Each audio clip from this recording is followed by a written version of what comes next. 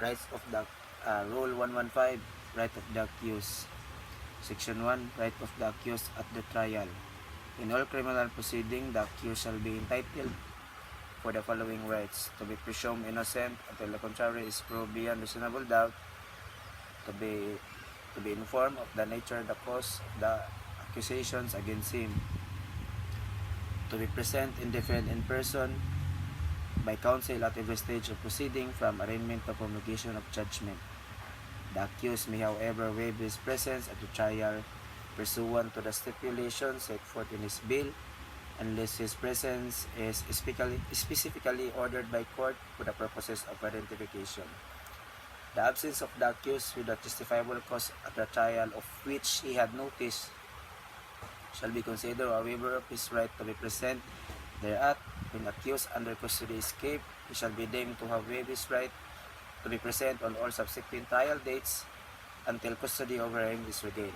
Upon motion, the accused may be allowed to defend himself in person when it sufficiently appears to the court that he can properly protect his right without the assistance of counsel. To testify as a witness in his own behalf but subject to cross-examination on matters covered by direct examination, his silence shall not in any manner prejudice him.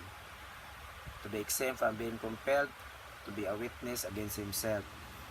To confront and cross-examine the witnesses against him at the trial.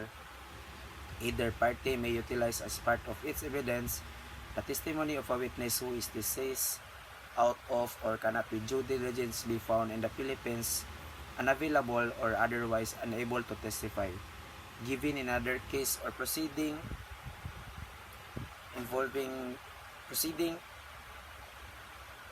judicial or administrative involving the same parties in subject matter, the adverse party having the opportunity to cross-examine him. To have compulsory process issued to secure the attendance of the witnesses and the production of other evidence in his behalf. To have speedy impartial public trial, to appeal on all cases allowed and in the manner prescribed by law.